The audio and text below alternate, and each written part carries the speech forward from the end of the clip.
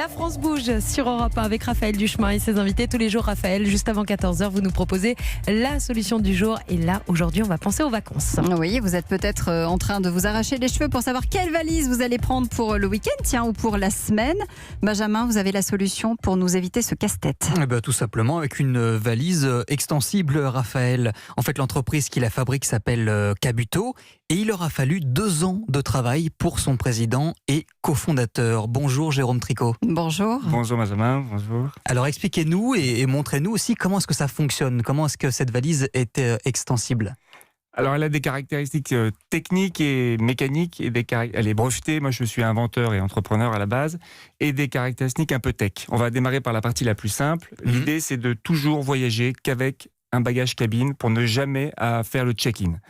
Donc c'est une question de praticité, surtout quand on voyage pour les affaires. Donc ici, vous dézippez. Vous pouvez nous suivre sur europe1.fr, voilà, c'est super simple, vous dézippez. On est en pleine démonstration. Et en fait, vous avez une tige télescopique comme ça, et vous agrandissez. Et on peut, génial. on tire, il y a une sorte de soufflet à l'intérieur qui permet de l'étendre. Et qui est totalement sécurisé. Et là, on gagne combien de place ? On gagne en fait 2 jours de voyage. Donc en fait, quand on part 3 jours, ça fait 5 jours, on passe de 40 à 60 litres, on gagne 50%.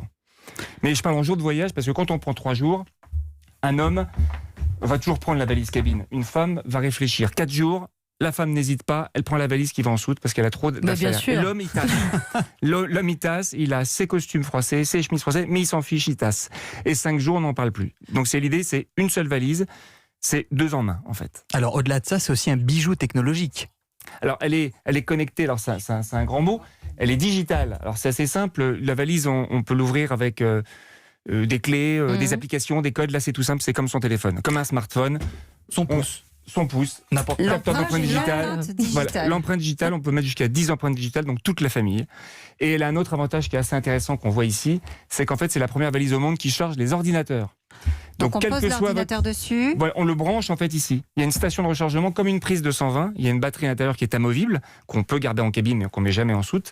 Et l'idée, c'est de charger son iPad, son téléphone bien sûr, mais pour la première fois au monde, son ordinateur. Donc ça permet de jamais se précipiter comme des moucherons sur les prises dans un aéroport et d'être toujours cool s'il y a des problèmes de jet lag ou de correspondance ratée. Vous avez commencé à les vendre à quel moment, ces valises? Alors, on a dit 2 ans de travail. Voilà, 2 ans de travail. Moi, j'ai commencé à San Francisco et ensuite je suis rentré en Europe, en France. Et ce qui a été très long, c'est de développer, de faire en sorte que le prototype breveté, délivré, correspondent à une production en quantité, donc quantité, qualité suivie, ça c'est très difficile, ça s'appelle le design au manufacturing. Et donc c'est sorti le 23 septembre dans les principaux department stores qu'on connaît comme Le Printemps, Le Bon Marché, El Corte Inglés. Vous en avez vendu combien déjà aujourd'hui? On a vendu un petit peu plus de 3000, donc c'est le début, il faut qu'on en fasse 15 000 l'an prochain, et puis après qu'on ait des chiffres exponentiels. Et là c'est une version 2 roues et je sors une version 4 roues fin de l'été. Et ça coûte combien? Ça c'est important. Et ça va de 345 à 595 en fonction de la connectabilité en fait. Okay. Notre pigeon voyageur, Marie-Éloi. Alors, moi, ça m'intéresse énormément parce que j'ai toujours une valise avec moi parce que je suis en déplacement tous les jours pour le réseau Business Féminin. Et du coup, vous avez gagné votre valise. Je fais aucune faveur. Mais du coup, j'ai vraiment étudié toute votre valise et elle me plaît beaucoup parce que effectivement, elle est très maniable, elle peut grandir, elle est connectée, je peux recharger mon ordinateur en marchant, en la tractant. Voilà, donc c'est parfait pour moi. Il y avait juste 2 petites améliorations, mais vous venez de répondre. C'est une, pourquoi 2 roues et pas 4 roues? Parce que quand on la tourne dans tous les sens, on peut courir avec, c'est quand même beaucoup plus facile avec 4 roues. Et la deuxième, vous avez un compartiment pour les chaussures en bas, donc ça c'est prévu pour les hommes d'affaires. Est-ce que ça marche aussi pour les femmes d'affaires avec des talons? Alors, pour les hommes d'affaires qui font moins de 45, on peut mettre 2 paires. Pour les femmes avec des chaussures à talons, une seule paire. Parfait. Et très court pour finir, Kabuto, le nom de cette valise, pourquoi? Ah oui. Kabuto, c'est le casque des Japonais, des samouraïs au XVIIe siècle.